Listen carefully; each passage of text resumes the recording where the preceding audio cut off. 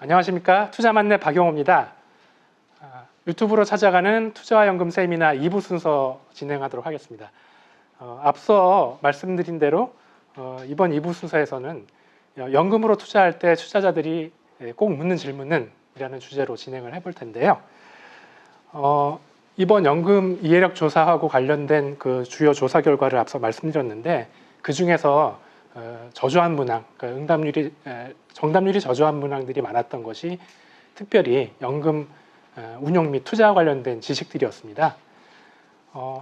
대표적으로 보게 되면 DC형 퇴직연금 투자 관련된 투자 가능 상품이라든지 또 IRP 계좌에서 투자 가능한 상품들에 대해서 잘 알지 못했던 걸로 나타나고, 정답률이 대부분 20% 내외 정도로 매우 저조했었던 걸로 나타나고 있습니다.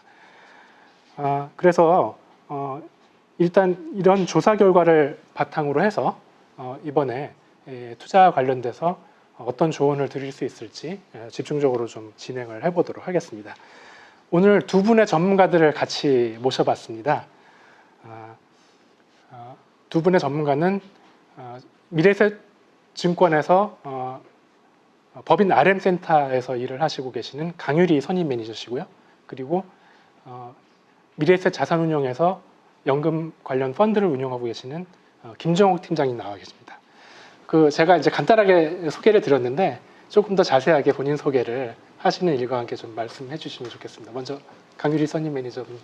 네, 안녕하세요. 저는 퇴직연금과 법인 영업을 담당하고 있는 미래에셋증권의 강유리 선임 매니저라고 합니다. 만나 뵙게 돼서 반갑습니다. 네, 안녕하세요. 저는 미래에셋 자산운용 자산배분 부분 TTF 운용팀의 팀장을 맡고 있는 김정욱입니다. 오늘 소중한 자리 초대해 주셔서 감사합니다. 네, 고맙습니다. 조사 결과에서 이제 투자 가능 상품들에 대해서 굉장히 좀 잘 알지 못하는 상황인데요. 현장에서 우리 강유리 선임 매니저님께서 이제 그 연금 가입자들에게 투자 조언을 하시고 계시지 않습니까? 네. 현장에서도 고객분들이 정말 어떤 상품을 투자할지에 대해서 많이 궁금해들 하시고 또 특히 이런 부분에서 많이 오해가 있으신지 궁금하거든요. 네, 맞습니다. 가장 많이 받는 질문 중에 하나가 퇴직연금 DC 제도를 처음 이제 맡게 되시는 고객님들께서 개인이 원래 투자하는 거와 똑같이 개별 주식을 살 수 있는지에 대한 질문이 사실 가장 많습니다. 네네. 네, 퇴직연금 DC IRP는 근로자 퇴직급여 보장법 시행령 제26조에 의거해서 국내외 주식 직접 투자는 불가능합니다. 따라서 간접 투자형 상품만 투자가 가능한데요. 그래서 개별 주식 투자는 법적으로 불가능한 상황입니다. 연금에서 투자할 수 있는 게 사실 직접 투자가 안 되지 않습니까? 그런데 앞서 조사 결과에서 보게 되면 오히려 이렇게 ETF 같이 상장지수 펀드 같이 이제 간접적으로 운용할 수 있는 이런 투자 상품은 오히려 투자하지 못하는 걸로 알고 계시고 주식 직접 투자가 되는 걸로 이제 알고 계시는, 그런 반대로 알고 계시는 경우가 많은 것 같습니다. 네. 아무래도 이제 연금이 리스크 관리와 함께 안정적으로 운영해야 되는 자산이다 보니까 이런 간접 투자에 대한 부분에 중점을 두어서 이렇게 운영이 되고 있다, 이렇게 볼 수가 있겠네요. 네, 맞습니다. 이제 참고로 좀 더 말씀해 주시면은 이런 이제 펀드라든지 뭐 ETF도 이제 펀드에 해당이 되니까 이런 부분 포함해서 조금 더 자세하게 투자 가능 상품이 좀 어떤 것인지 말씀해 주실 수 있으신가요? 네, 퇴직연금에서는 자산군을 안정자산과 위험자산으로 네네. 분류를 하고 있는데요. 안정자산이라고 하면 원금과 이자를 보장하는 형태의 안정자산 상품들이 있고, 위험자산으로 분류된 상품들은 주식을 보통 더 비중을 높게 투자하는 상품들로 위험자산을 분류하고 있습니다. 이런 주식 비중이 높은 상품들은 주식형 펀드나 주식형 ETF, 주식 혼합형 펀드 등이 있는데요. 법적으로 이 상품에 대한 투자 제한을 70%만 투자하도록 제한을 하고 있습니다. 네. 예, 그래서 고객님들의 다양한 상품들을 안내해 드리고, 최대로 만약에 매수를 하신다고 해도 70%까지만 매수를 권유해 드릴 수 있다고 보시면 됩니다. 네. 그러니까 이제 앞서는 투자 가능한 상품에 대해서 정확하게 좀 이해가 있어야 되는 측면, 그 다음에 지금 추가적으로 또 투자하고 관련돼서 취약한 부분이 지금 이 퇴직연금 계좌 쪽에서 위험자산에 속하는 이런 자산들을 얼마만큼 투자할 수 있는지 그런 편입 비중을 좀 자세하게 알지를 못하시는 상황인데 이제 그 편입 비중에 대해서 이제 명확히 좀 짚어주셨고요. 결국은 그러면은 이제 위험자산이라고 하는 기준에서는 주식 혼합형 펀드라든지 이런 정도까지 그 위험자산으로 간주가 되니까 그 주식 혼합형 펀드나 이런 것들을 보게 되면 사실은 주식 비중이 이제 40% 이상 이렇게 편입이 되는 그런 펀드지 않습니까? 근데 그거는 위험자산으로 간주가 돼서 네. 70% 비중까지만 이렇게 편입할 수 있구나. 네. 이렇게 이해를 하면 되겠죠. 맞습니다. 되겠네요. 예를 들어서 100만 원의 자산을 가지고 계신 고객님이시라면 위험자산으로 분류된 상품은 70만 원치까지만 살 수 있다라고 생각을 해주시면 되는데요.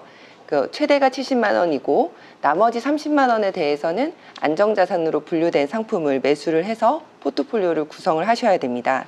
네, 대표적인 위험자산의 종류에는 아까 말씀드렸듯이 주식형, 주식혼합형 펀드나 주식형 ETF 등이 있는데요.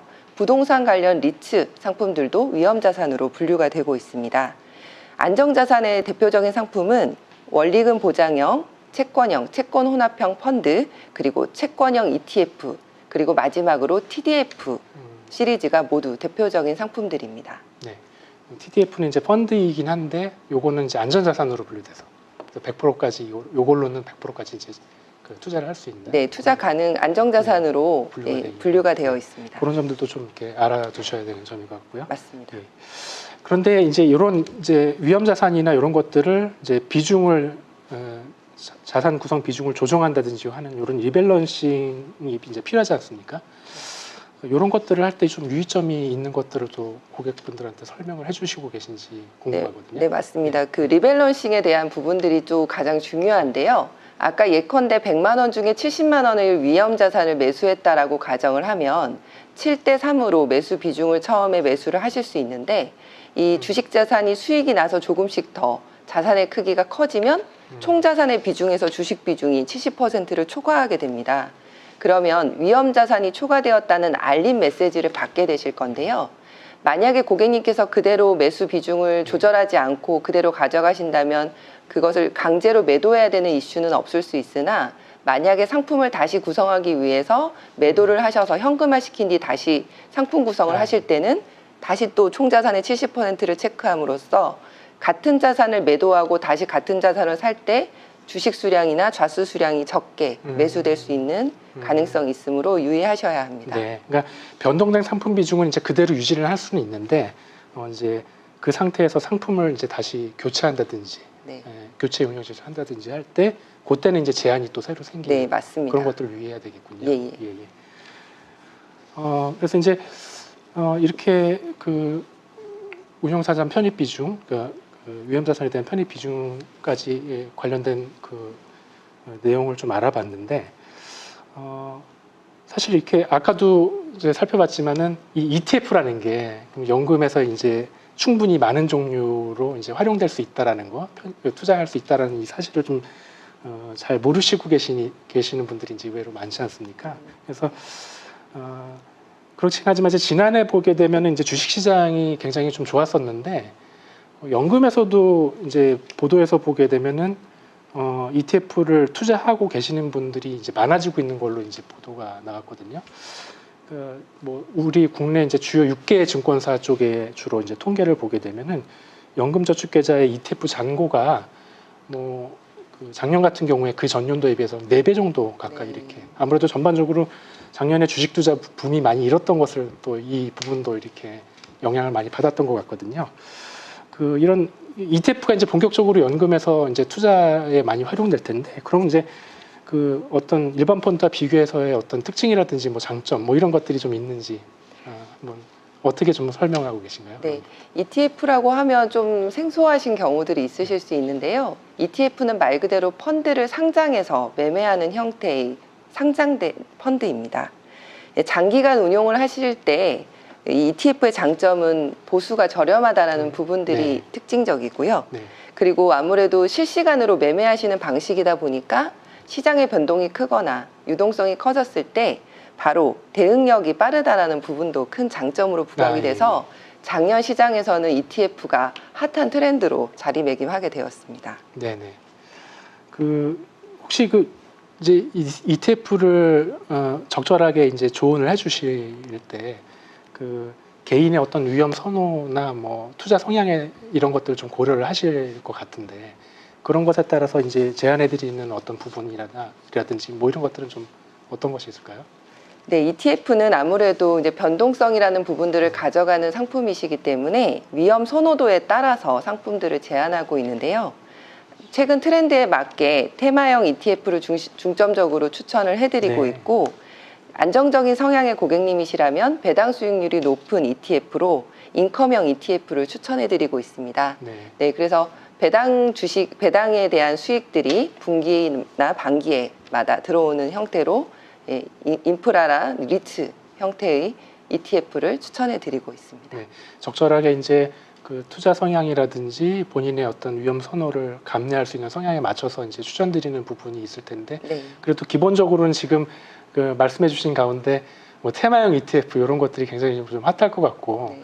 연금에서도 어차피 장기 투자형 상품으로 그 자산을 불릴 수 있게끔 유효하게 이용할 수 있으려면은 이런 다양한 ETF를 활용해야 되는데 그 점에서 이제 테마형 ETF나 이런 것들이 아마 각광을 받을 수 있을 것 같습니다. 김정욱 팀장님 좀 네. 오래 기다리셨는데 이 부분 또 이제 팀장님이 말씀해 주실 만한 부분인 것 같아요. 자산 배분상에서 이제 이런 테마형 ETF나 이런 것들을 좀 유효적절하게 활용해서 네. 잘 활용을 해야 될 텐데 그 부분 말씀해 주실 수 있는 어떤 조언들이 좀 있으실지. 사실 그 ETF (Exchange Trade Fund의 약자인데요. 그 앞서서 그 강유리 선님이 이야기해 주셨던 것처럼 이 상장된 펀드입니다.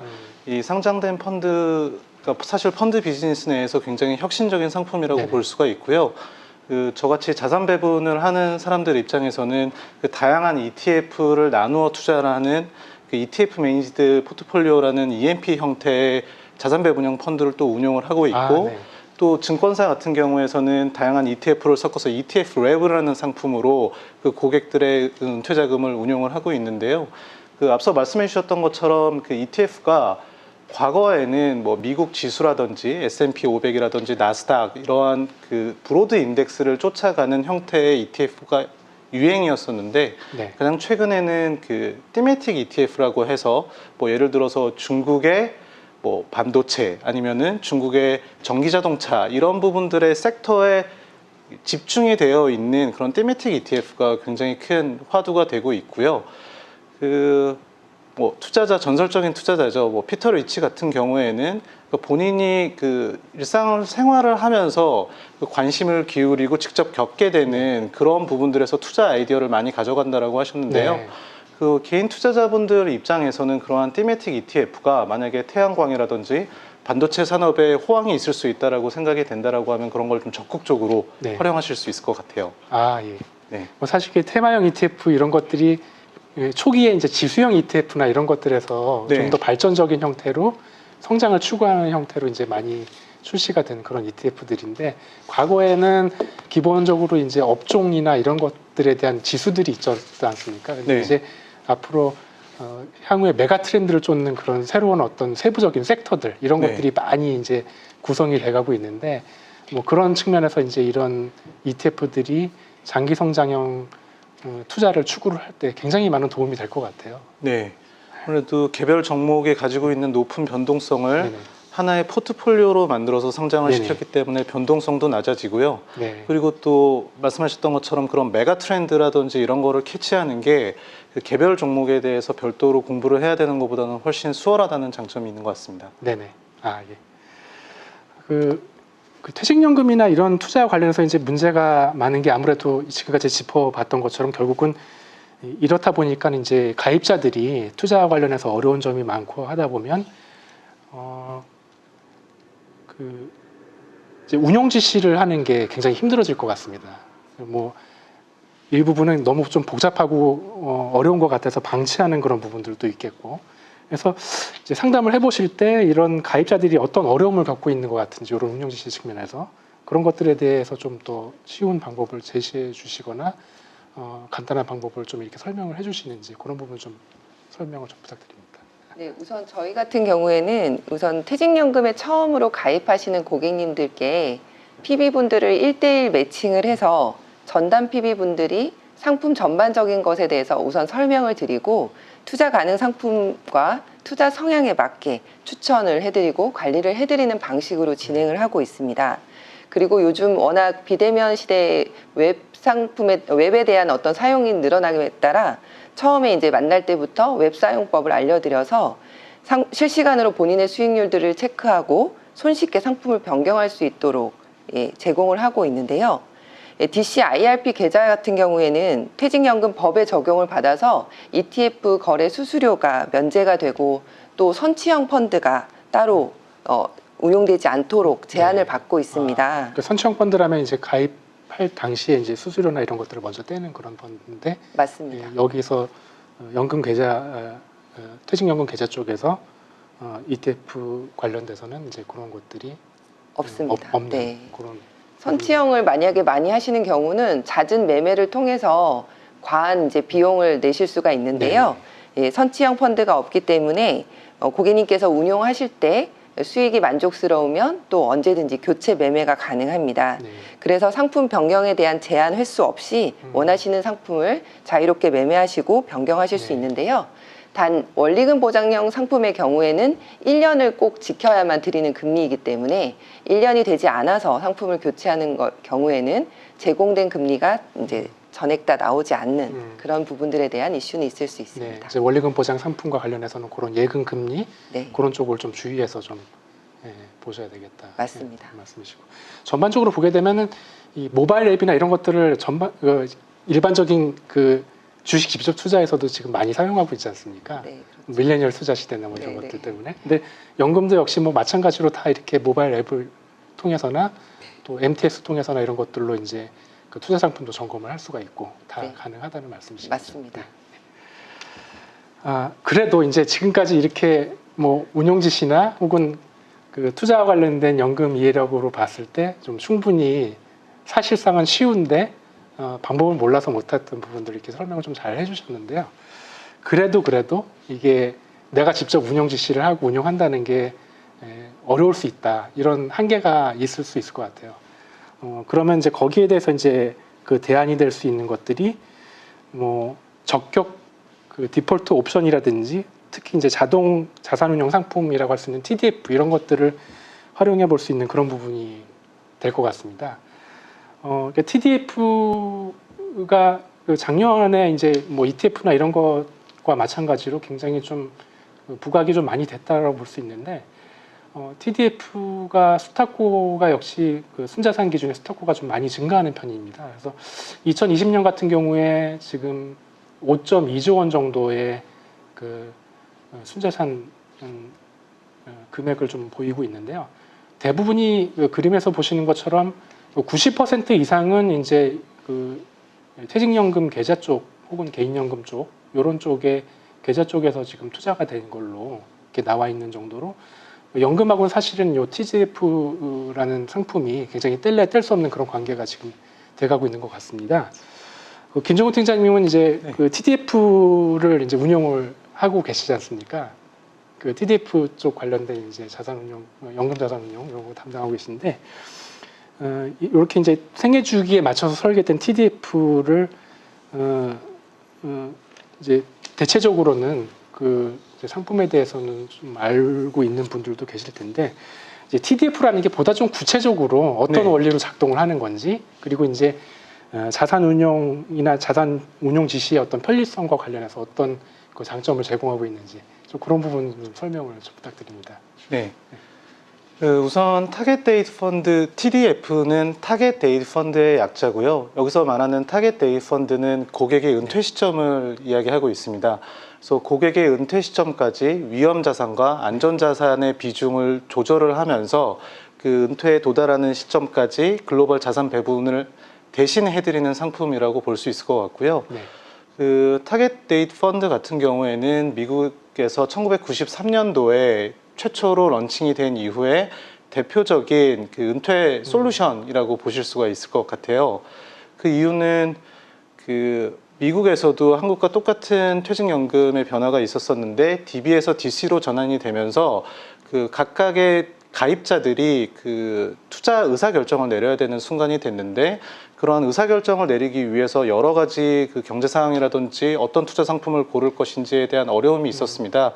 근데 그 미국 노동청에서 그 타겟 데이 펀드를 앞서 말씀하셨던 디폴트 상품으로 지정을 함으로써 미국 대다수의 은퇴자분들이 타겟 데이 펀드를 그 네. 은퇴 솔루션으로 활용하게 되는 계기가 네. 됐고요. 네. 그 국내에서는 미래에셋 자산운용이 2010년도에 가장 처음 타겟 데이 펀드를 출시를 해서 고객분들에게 제공을 해드리고 있는 상황입니다. 네.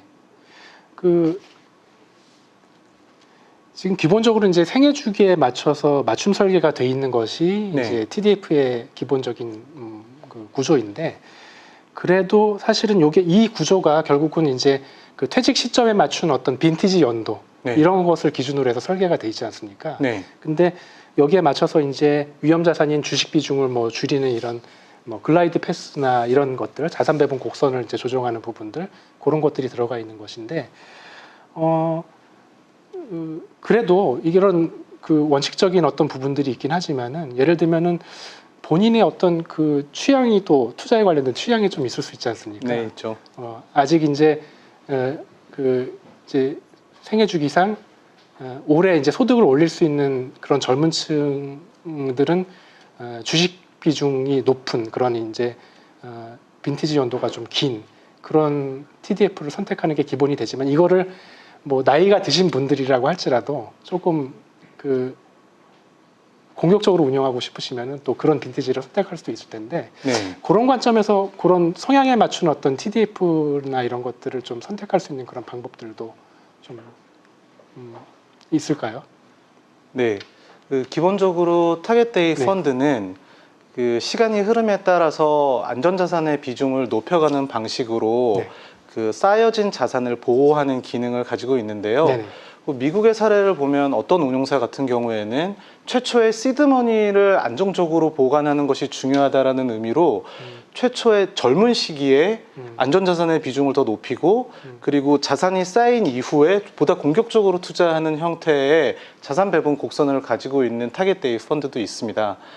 그렇기 때문에 그냥 일괄적으로 모든 투자자분들이 그 숫자가 높은 빈티지가 대부분 위험 자산에 대한 투자 비중이 높은 TDF인데, 그거를 일괄적으로 고르시는 거는 상대적으로 그 글라이드 패스, 자산 배분 곡선을 좀 살펴보실 필요가 있다고 보여지고요. 네.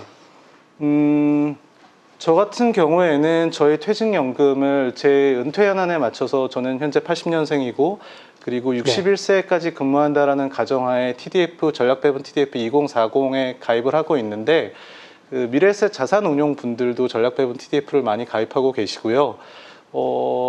제가 보기에는 저보다 은퇴 시점이 조금 더 빠르실 거라고 예상이 되는 분들도 네. 그 위험자산, 최근 같은 경우는 팬데믹 이후에 그 글로벌 주식시장이 굉장히 좋았고 공격적으로 투자 비중을 가져가고 싶으신 분들 같은 경우에는 가장 최근에 그 런칭이 된 전략배분 TDF 2050 이런 것들을 투자를 함으로써 위험자산에 대한 전체적인 투자 비중들을 관리를 하시는 모습도 보였습니다. 나이에 기본적으로 맞게 설계가 돼 있긴 하지만, 네. 본인의 또 투자 성향에 맞춰서 조금 더 선택을 자유롭게 할 수도 있다. 네. 그런 부분이 좀 초점이 되겠고. 근데 이제 말씀하시다 보면은 그 전략 배분 TDF 이쪽을 좀 주로 말씀하셨잖아요. 네. 그 TDF의 이제 자산 배분이라든지 전략 배분 이런 쪽에 어떤 그 옵션을 확인할 수가 있기도 하고, 또 어떤 명칭에 따라서는 솔루션이란 이름도 들어가 네. 있는데, 그런 부분에 좀 차이도 어떤 것들이 있는지 좀 설명해 주실 수가 있으신가요? 네. 최근의 트렌드는 미국의 TDF 운용사들 같은 경우는 복수의 TDF를 네. 출시를 하는 경향들이 있고요. 국내에서도 복수의 TDF를 출시하고 있는 운용사가 2개가 있고, 제일 처음 복수의 TDF를 출시를 한 회사는 미래에셋 자산운용입니다. 네네. 미래에셋 자산운용의 TDF는 크게 전략배분 TDF와 자산배분 TDF로 구분이 되는데요. 그 전략배분 TDF 같은 경우에는 미래에셋 자산운용이 보유하고 있는 180개의 다양한 펀드들을 중에서 최우수 펀드를 선별을 하는 재간접 펀드라고 보시면 될 것 같고요. 그 자산배분 TDF 같은 경우에는 그 기초 투자 자산이 그런 액티브 펀드가 아니라 주로 ETF로 구성이 되어 있는 혹은 ETF를 섞어서 포트폴리오로 만드는 EMP 펀드에다가 주로 투자를 하는 형식으로 구분이 되어져 있습니다. 네. 네. 결국 여기서도 ETF하고 연관된 이제 TDF의 구조나 이런 것들을 또 추가로 좀 확인할 수가 있는 부분이 되겠네요. 네, 뭐 ETF가 가지고 있는 장점 중에 그 낮은 보수라는 것과 굉장히 큰 매력이기 예. 때문에요. 네. 최근에는 액티브 펀드에 주로 투자하는 TDF 같은 경우에도 그 ETF에 대한 투자 비중을 일부 가져가는 게 일반적인 경우고, 전략 배분 TDF도 그 투자 비중의 일부분은 그 ETF에 투자하는 방식으로 네. 운영이 되고 있습니다. 네, 그렇군요. 뭐 사실 앞서 말씀해 주셨지만 그 초창기 이제 우리나라가 해외에서 그 도입된 이제 해외 제휴형 ETF나 이런 것들 위주로 좀 그 상품이 들어와 있었다가 최근에는 뭐 미래에셋 자산운용 더불어서 국내 운용사들이 직접 운영하는 그런 TDF들이 좀 많이 출시돼 있어가지고 되게 좀 저변이 넓어진 것 같습니다. 그 자산 배분 곡선이 이런 그 운용사마다 어떤 뭐 특성이 좀 다른 측면, 뭐 장단점이 있는지 그런 부분도 좀 궁금한데 좀 어떻게 볼 수 있을까요? 그 한국의 같은 경우에는 네. 그 투자 적격 상품으로 TDF가 안전자산으로 구분이 되어 있는데요. 그 퇴직연금 감독 규정이 만들어졌습니다. 그래서 그 위험자산에 대한 투자 비중이 가장 높은 빈티지 같은 경우에도 주식에 대한 투자 비중을 80% 미만으로 유지를 하게끔 만들어서 네. 사실은 미국에 비해서 TDF 글라이드 패스의 다양성이 그렇게 많지는 않은 편입니다. 네. 네, 그래서 뭐 타 운용사 같은 경우에는 은퇴 시점에서 가장 큰 리스크로 장수 리스크를 삼고 있기 때문에 은퇴를 하더라도 주식에 대한 투자 비중을 50% 이상 유지를 하는 그런 특징을 가진 운용사들도 있거든요. 근데 뭐 아쉽게도 그 국내에서 수입을 한 그런 펀드 같은 경우에는 국내 퇴직연금 감독 규정에 맞춰서 그 글라이드 패스를 좀 조정을 하는 네. 그런 경우가 있었고요. 네. 그 전략 배분 TDF 같은 경우에는 그 국내에서 자체적으로 운영이 되고 있기 때문에 국내 연금 가입자들의 성향이라든지 이런 부분들을 반영을 해서 글라이드 패스를 좀 자체적으로 개발을 했습니다. 그래서 그런 부분에서 그 해외에서 수입한 역외 펀드에 주로 투자하는 TDF들과는 차별화되는 부분이 있다고 생각합니다. 네. 그 TDF로 이제 앞서 말씀드린 이제 운용 지시하고 관련된 불편함, 네. 그 귀찮음, 뭐 여러 가지 그 개인이 하기에 어떤 한계점 이런 것들을 충분히 보완해 줄 수 있는 여러 가지 그 안정적인 그런 구조들이 있는 것을 설명을 해 주셨는데 그래도 이제 이 TDF가 과연 그 잘 이렇게 그 구조적으로 그 내가 신경 쓰지 않고도 마치 그 자동 항법 장치를 그냥 의지해서 운전하는 것과 같이 충분히 믿고 이렇게 운용 지시가 될 수 있도록 이렇게 놔둬도 되는 건지, 이제 그런 부분에서 좀 이제 투자가분들이 조금 더 확신을 가질 수 있도록 좀 어떤 그 얘기를 좀 듣고 싶어 할 수도 있을 것 같습니다. 네. 근데 이제 TDF 쪽을 이제 직접 운영하시면은 이제 그 담당하시는 이제 펀드 매니저 분들이나 이런 분들이 이런 것들을 운영하는 운영하거나 리밸런싱 해가는, 그러니까 비중을 좀 조절하거나 이런 부분들을 어떤 기준에 의해서 어떤 또 혹은 시스템에 의해서 이런 것들을 잘 하고 있는지 그런 것들이 좀 궁금할 수가 있는데, 아니면 또 개인의 어떤 펀드 매니저 재량이나 이런 것들을 많이 좀 그 반영된 그런 어떤 운영이나 이제 리밸런싱 이런 것들을 하고 계신지, 이제 그런 네. 어떻게 좀 믿고 안전하게 맡길 수 있는지, 그 TDF의 어떤 그 운영 관련된 관리 그런 시스템에 대해서 좀 안내 좀 부탁드립니다. 아무래도 퇴직연금 같은 경우에는 상품을 선택을 하신 다음에 변경을 하는 경우가 굉장히 빈도가 낮고요. 네. 그리고 은퇴 시점까지 뭐 30년이 넘는 시간 동안 장기간 운용되어야 되는 상품이기 때문에 그 저희가 모든 시장 상황에 대응을 해서 마켓 타이밍을 한다라기보다는 그 좀 건전한 프로세스를 통해서 크게 실수하지 않는 부분들을 만들어 나가는 그런 과정이 굉장히 중요하다고 생각을 네네. 하고요. 그러한 투자 프로세스를 만드는 데 있어서 제가 미래에셋 자산운용에 신입사원으로 입사한 이후 경험했던 부분들이 그런 투자 프로세스를 정립하는데 뭐 크게 좀 도움이 되는 포인트가 예. 있었다고 말씀드릴 수 있을 것 같고, 그 부분을 좀 두 가지로 정리해서 말씀드리겠습니다. 첫 번째는 시장 상황이 급격하게 하락하거나 급격하게 상승하는 것들에 대한 타이밍을 저희가 재기는 굉장히 어렵습니다. 네. 그런데 급격히 하락하는 구간에서도 고객의 자산을 보호하기 위해서 가장 필요한 게 자산 배분이라는 부분은 미래에셋 자산운용 모든 그 투자자 펀드 매니저분들이 좀 공감하는 부분이라고 말씀드릴 수 있을 것 같은데요. 제가 입사를 하던 시점에 미래에셋 자산운용의 예를 들자면 네. 2006년도에 미래에셋 자산운용이 운용을 하고 있는 자산의 분포를 보면 한 56% 정도가 국내 주식이었고요. 그 당시에 해외 펀드 붐이 불어서 해외 주식까지 포함을 하게 되면 약 74%가 주식으로 이루어져 있는 사실 주식형 운용사라고 보실 수 있을 것 같습니다. 근데 2021년 현재 기준으로 보시게 되면 그 국내 주식에 대한 투자 비중이 27%로 낮춰졌고 전체적인 해외 주식을 고려했었을 때 약 46% 정도를 주식에 투자를 하는 회사고요. 그러면 그 나머지 비중들은 어떻게 됐냐라고 보시면 부동산을 포함한 대체 자산 쪽에 성장이 있었고 네. 그리고 그 미래에셋 자산운용의 대표 펀드 중 하나인 그 글로벌 다이나믹이라는 해외 채권형 펀드가 저희 미래에셋 자산운용 전체 자산의 약 9% 정도를 차지할 만큼 성장을 했습니다.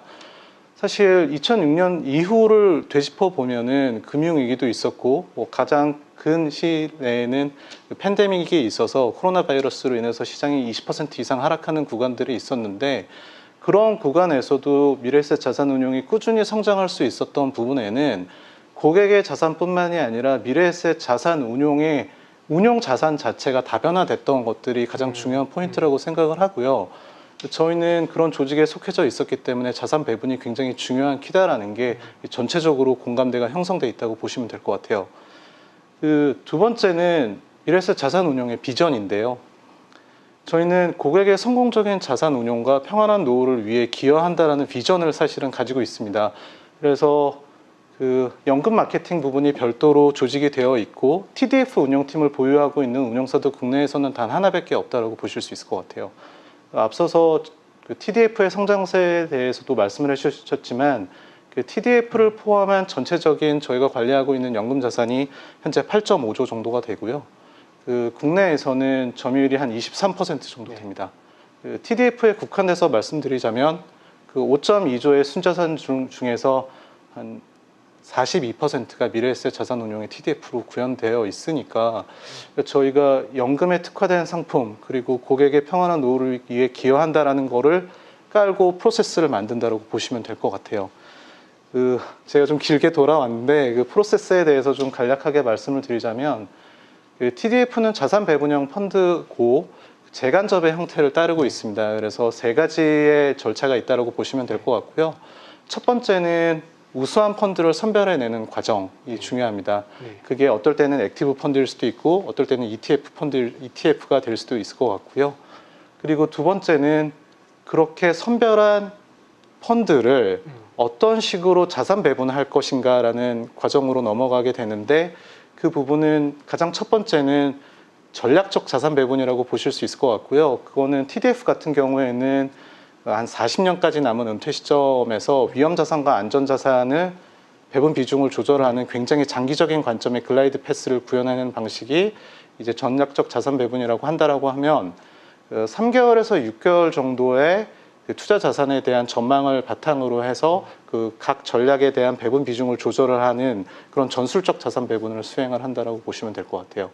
그리고 마지막은 가장 중요한 부분인데 이제 모니터링 단계라고 보시면 됩니다. 그래서 저희가 구현해낸 전술적, 전략적 자산 배분과 저희가 선택한 펀드가 정말 투자자의 보호를 위해서 좀 안정적으로 잘 선별이 되었는지에 대한 모니터링들을 진행을 한다고 보시면 될 것 같아요. 네. 운용팀은 당연히 이런 프로세스가 꾸준하게 돌아갈 수 있도록 뭐 일간, 주간, 그리고 월간, 분기별로 저희가 그 가져가야 되는 포인트들을 사실 굉장히 지루한 과정이지만 루틴을 갖고 꾸준하게 돌린다라고 보시면 될 것 같습니다. 네. 그러니까 굉장히 시스템적으로 이제 움직이는 그런 관리가 철저하게 좀 돼 있는 그런 걸로 보면 되겠네요. 네. 예. 그 TDF가 이제 운용 지시가 이제 어려운 이런 그 연금 투자가분들께 상당히 좀 유용한 그 투자 상품으로 잘 이제 안심하고 투자할 수 있는 부분에 대해서 좀 많이 이해가 좀 된 것 같습니다.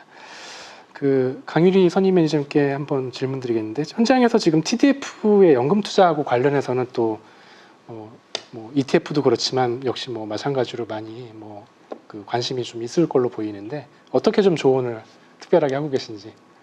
네. 뭐 개인들도 그렇고 저희들도 모두 경험하셔서 아시겠지만 특정 국가나 특정 섹터의 펀드만 투자를 해서는 항상 우수할 수는 없습니다. 그래서 지금 말씀해 주셨던 TDF 같은 경우는 시장이 변경됨에 따라서 시장에 대해서 리밸런싱을 해드리고 그 투자 대응을 해드리기 때문에 굉장히 그 부분에서 고객님들의 만족도가 크시고요. 또 퇴직에 가까울수록 안정자산의 비중이 더 높아져야 되는 부분들 때문에 이 모든 것을 적합하게 하고 있는 것이 TDF 시리즈입니다. 그래서 저희도 TDF 개인 성향에 따라서 다양한 TDF들을 추천해드리고 있는데요. 최근 우수한 성과로 TDF는 연금자산뿐만 아니라 개인자산에까지 고객님들의 니즈가 굉장히 많은 상황입니다. 네. 아까 이제 연금자산에 주로 이제 TDF가 많이 투자가 되고 뭐 TDF의 성격상 이제 그런 것들이 분명히 연금 쪽에서 큰 장점이 될 수도 있는데 TDF 성과가 좀 요새 굉장히 좋은가 봐요. 그래서 맞습니다. 개인 자산 쪽에서도 직접 이제 TDF에 투자하시고자 하는 그 생각이 좀 많아지신 것 네, 같고. 굉장히 요청이 예. 많은 상황입니다. 예, 점점 더 바빠지겠습니다. 네. 네. 예, 지금까지 이 연금 투자하고 관련된 이런 여러 가지 그 궁금한 점들 그리고 앞서 조사에서 나타난 것처럼 취약한 부분들에 대한 다양한 그런 그 조언이 될 만한 내용들을 좀 다뤄봤습니다. 투자가분들이 이제 연금에서 투자하는 것에 대해서 조금 더 정말 직접 해보면은 그다지 이제 어려운 것이 아니로구나 이런 생각들을 좀 많이 가지실 수 있을 것 같습니다. 또 이제 뭐 모바일 앱이라든지 그다음에 이제 MTS 이런 것들로 해가지고 본인이 직접 운영 지시를 하는 데 있어서도 생각보다 그렇게 어렵지 않게 진행할 수 있다는 점 이런 것들을 좀 잘 다뤄봐서 좋은 부분이 됐던 것 같고요. 그리고 이제 주로는 연금 투자와 관련해서 다양한 그 투자 방법이 될 수 있는 ETF들 특히 이제 테마형 ETF 이런 것들 그리고 TDF에 대해서 특히 이제 생애 주기에 맞춰서 자동 자산 배분이나 자동적으로 자산 운용이 진행될 수 있는 이런 TDF 상품에 대해서 두 가지를 좀 중점적으로 좀 다뤄봤던 것 같습니다. 이런 부분에 대해서 조금 깊이 있게 도움 말씀 주신 것 같아서 매우 오늘 유익했던 시간인 것 같고요. 네. 말씀 주신 강유리 선임 매니저님 그리고 김정욱 팀장님 좋은 말씀 감사합니다. 주셔서 감사합니다. 네, 2부 순서는 여기서 좀 마치기로 하겠습니다. 시청해 주셔서 대단히 감사합니다.